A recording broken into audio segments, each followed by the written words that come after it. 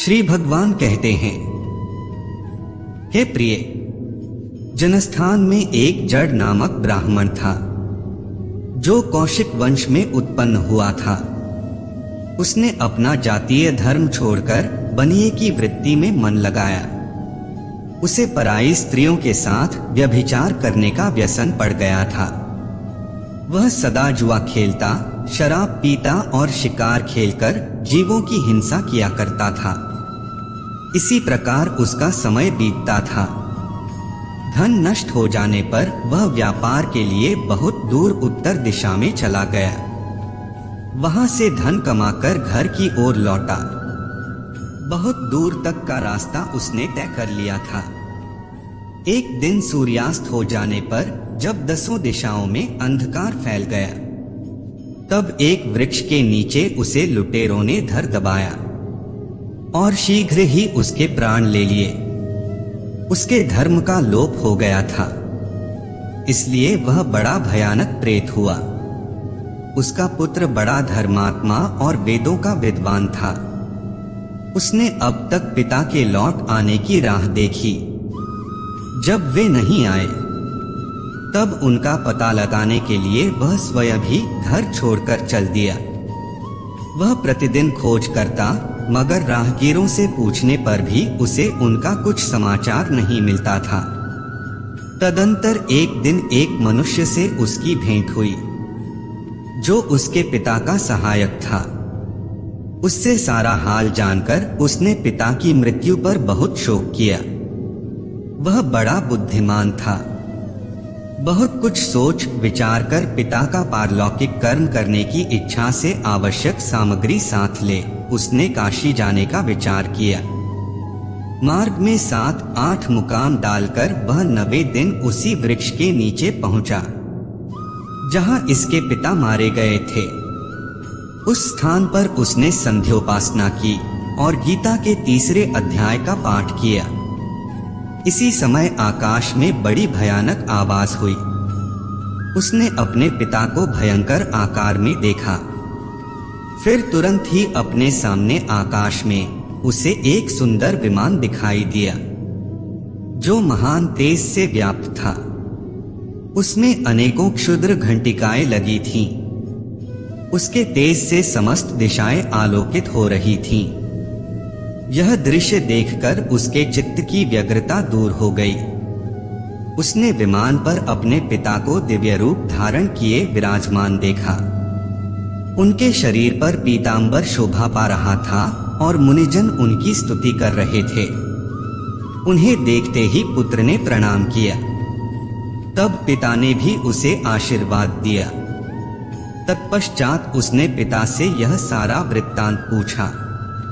उसके उत्तर में पिता ने सब बातें बताकर इस प्रकार कहना आरंभ किया कि बेटा, दैववश मेरे निकट गीता के 3 अध्याय का पाठ करके तुमने इस शरीर के द्वारा किए हुए दुस्त्यज कर्म बंधन से मुझे छुड़ा दिया।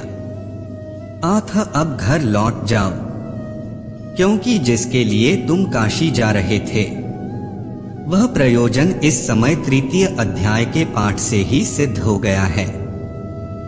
पिता के यों कहने पर पुत्र ने पूछा, हे पिताश्री, मेरे हित का उपदेश दीजिए तथा और कोई कार्य जो मेरे लिए करने योग्य हो बतलाइए। तब पिता ने उससे कहा, पुत्र, तुम्हें यही कार्य फिर करना है। मैंने जो कर्म किया है वही मेरे भाई ने भी किया था। इससे वे घोर नरक में पड़े हैं। उनका भी तुम्हें उद्धार करना चाहिए तथा मेरे कुल के और भी जितने लोग नरक में पड़े हैं, उन सबका भी तुम्हारे द्वारा उद्धार हो जाना चाहिए। यही मेरा मनोकामना है बेटा। जिस साधन के द्वारा तुमने मुझे संकट से छुड़ाया है, उसी का अनुष्ठान औरों के लिए भी करना उचित है। उसका अनुष्ठान करके उससे होने वाला पुण्य उन नारकी जीवों को संकल्प करके दे दो। इससे वे समस्त पूर्वज मेरी ही तरह यातना से मुक्त होकर स्वल्पकाल में ही श्री विष्णु के परम पद को प्राप्त हो जाएंगे। पिता का यह संदेश सुनकर पुत्र ने कहा, हे पिताश्री, यदि ऐसी बात है और आपकी भी ऐसी ही रुचि है तो मैं समस्त नारकी जीवों का नरक से उद्धार कर दूंगा।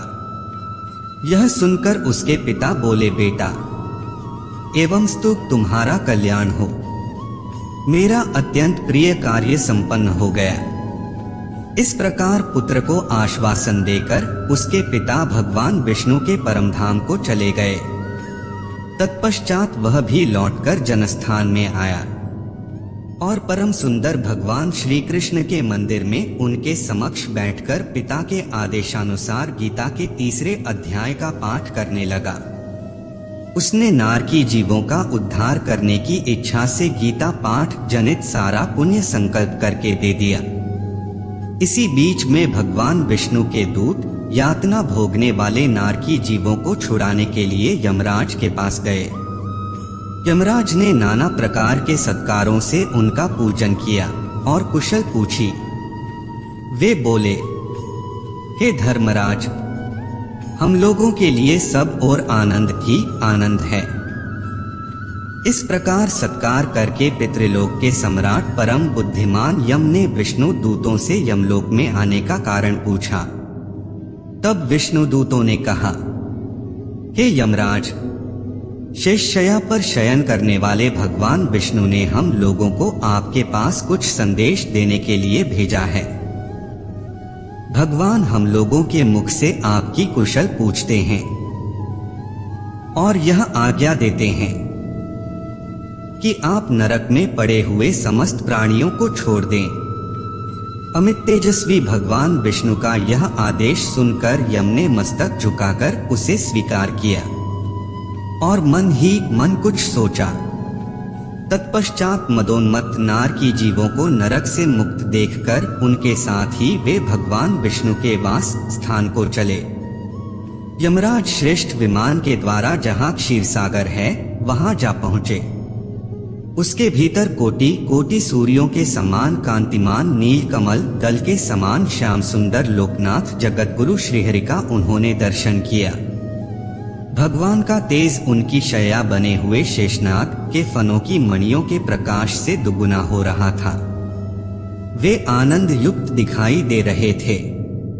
उनका हृदय प्रसन्नता से परिपूर्ण था।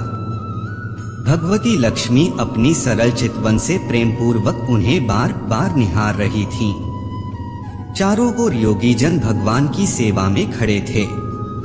उन योगियों की आंखों के तारे ध्यानस्थ होने के कारण निश्चल प्रतीत होते थे। देवराज इंद्र अपने विरोधियों को परास्त करने के उद्देश्य से भगवान की स्तुति कर रहे थे। ब्रह्मा जी के मुख से निकले हुए वेदांत वाक्य मूर्तिमान होकर भगवान के गुणों का गान कर रहे थे। भगवान पूर्णतः संतुष्ट होने के साथ ही समस्त योनियों की ओर से उदासीन प्रतीत होते थे। जीवों में से जिन्होंने योग साधन के द्वारा अधिक पुण्य संचय किया था, उन सबको एक ही साथ वे कृपा दृष्टि से निहार रहे थे। भगवान अपने स्वरूप भूत अखिल चराचर जगत को आनंदपूर्ण दृष्टि से आमोदित कर रहे थे। शेषनाग की प्रभा से उद्भासित एवं सर्वत्र व्यापक दिव्य विग्रह धारण किए नील कमल के सदृश श्याम वर्ण वाले श्रीहरि ऐसे जान पड़ते थे मानो चांदनी से घिरा हुआ आकाश सुशोभित हो रहा हो। इस प्रकार भगवान की झांकी करके यमराज अपनी विशाल बुद्धि के द्वारा उनकी स्तुति करने लगे। यमराज बोले, संपूर्ण जगत का निर्माण करने वाले हे परमेश्वर, आपका अंतःकरण अत्यंत निर्मल है। आपके मुख से ही वेदों का प्रादुर्भाव हुआ है। आप ही विश्वस्वरूप और इसके विधायक ब्रह्मा हैं। आपको नमस्कार है। अपने बल और वेग के कारण जो अत्यंत दुर्धर्ष प्रतीत होते हैं, ऐसे दानवेंद्रों का अभिमान चूर्ण करने वाले भगवान विष्णु को नमस्कार है। पालन के समय सत्वमय शरीर धारण करने वाले विश्व के आधारभूत सर्वव्यापी श्रीहरि को नमस्कार है। समस्त देहधारियों की पातक राशि को दूर करने वाले परमात्मा को प्रणाम है। जिनके ललाटवर्ती नेत्र के तनिक सा खुलने पर भी आग की लपटें निकलने लगती हैं, उन रुद्र रूपधारी आप परमेश्वर को नमस्कार है।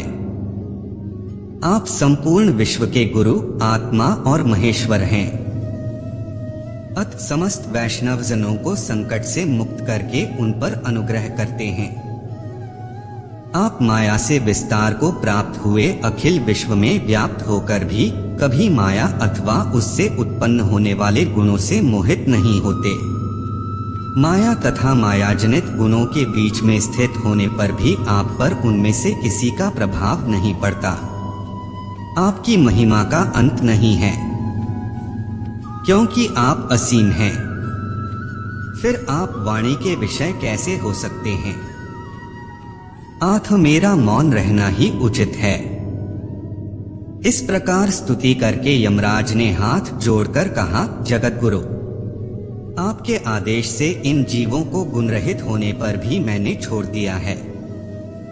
अब मेरे योग्य और जो कार्य हो उसे बताइए।